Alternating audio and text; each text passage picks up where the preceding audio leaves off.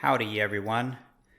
Well, I'm finally back out in the shop. It's been quite a few days since I've had an opportunity to do much out here.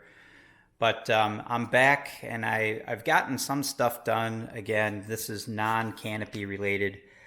The biggest deal is the battery. I finally got my battery stuff finished. I didn't videotape anything because it's very straightforward. It's just very simply the battery box itself. This comes a solid piece, and you have the option of putting in these 4 lightning holes. There's 4 big lightning holes on the front, and there are 4 other ones on the back side of the box. I've added some extra. I added the one in the middle, and I've added 3 down the side on each side. Other than that, it's very straightforward. Everything comes, the brackets come pre-drilled. It's just a matter of match drilling the brackets to the box, and then you have to drill out a couple of rivets. If you've already got this riveted here, you've got to drill out these 2 rivets where these nut plates are, so you can run bolts through. Same thing on the other side. There's a single bolt on the other side. There's a rivet there. You got to drill that rivet out. Very straightforward. Again, that's why I didn't videotape anything. And then for the hold down here, again, this comes as a solid piece. You cut it to length, and then you've got the option of putting in lightning holes, these big lightning holes here. I went ahead and added these on the ends, these 3 here and these 3 here. And then I polished it up a little bit, nothing too fancy.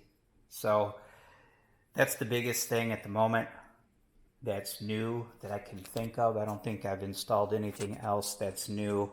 I think I've already talked about these forward brackets. These are the part of the wing attachment. These attach actually to another piece that comes off of the fuel tanks. Those are now in. I may have talked about those before. Again, nothing big there. I finally got them painted, so now I was able to install them permanently. The biggest thing now is back to the canopy frame. I'm getting it ready for paint. I've tried some different methods with it, and I wasn't happy with it at all. So I stripped it as best I could, cleaned it up best I could, and I'm going to go ahead and just use some spray paint out of a spray can. So what I'm going to do now is mask off the different areas that I don't want painted, because I don't want this whole thing painted. So I'm going to mask it off, and it's a little windy outside at the moment. I may have to wait till later this evening or tomorrow to actually paint it. But I'm just going to get it prepped, and then hopefully before the weekend is over, I'll have it painted. Once it's painted, we can go back to actually installing the plexiglass and getting the fuel tank sealant on it to help waterproof it and start bolting and riveting everything together. So that's it. That's the latest and greatest. It's not the most exciting thing on the planet, I know, but that's just how it goes. So, all right, happy campers. I will talk to you later. Howdy, everyone. I'm going to take a break for a little bit and work on something other than working on the canopy frame and things of that nature. The very next step for me is to paint the glare shield of the frame. Then I can go ahead and permanently install the canopy itself. But since I'm not ready to do that quite yet, I'm going to move on to fixing some loose ends. One of those loose ends, at least for me, is a slight modification to the rudder cables. So this is the end of the rudder cable as supplied by Vans. It's just a simple swaged on eyelet type of fitting. And this gets connected directly to the rudder pedals. I'll show you that here in a minute. So that end gets attached, if I can show it, to this ear right here. And the way that you do that when you look at the instructions is you basically, as you remember, the rudder pedals are adjustable fore and aft. So depending on where you end up putting your rudder pedals, you make a an extension to attach this to that ear on the rudder pedal, and the length of that extension is dependent on where you have your rudder pedals situated within the cockpit. I don't like that idea. It's just personal preference. So what I'm going to do, I'm going to cut this existing fitting off of the cable. I'm going to swage on my own fork type of fitting here.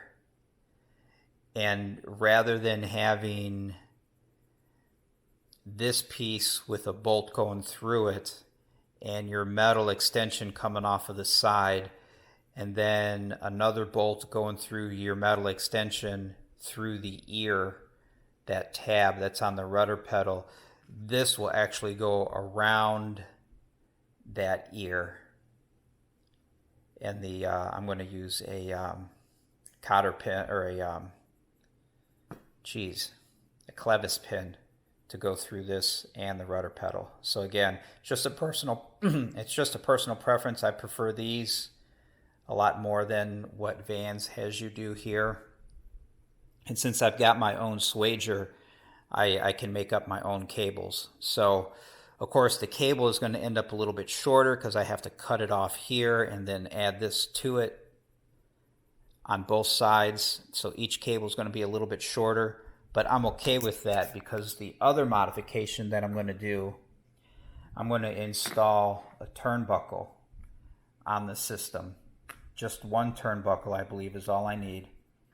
And what this will do is, once I have both of these forks in place and I splice in my turnbuckle, I can use the turnbuckle then to adjust the overall tension on the system. I could use this to take out, or if I need some slack, to basically just give me a length adjustment on the entire rudder cable system on the airplane. So I know I'm cutting the cables, which are going to make the cable shorter, but then when I go to splice this in its place, or not in its place, but when I go to splice this in, I've got this entire length here worth of cable that I can fool with to get everything to work correctly. So I'm very confident I can cut these ends off, put the forks on that I prefer, and then these forks will attach directly to the pedals without any kind of a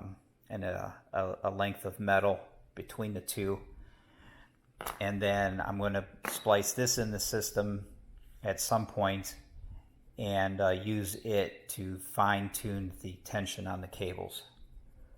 So that's the plan. Right now I'm just going to cut these off and install the forks. I'm not going to swage my turnbuckle fittings on the cable until after I get the tail final assembled and I get my seats in and I can decide exactly where I want my pedals. Once I get all that figured out, then I can figure out how much, if any, cable I need to cut out to put this in. So this is going to wait till another day. So anyway, that's what I'm going to work on right now. I'm just going to cut these ends off, put on my forks, swage them, and move on to something else. All right, I will talk to you later.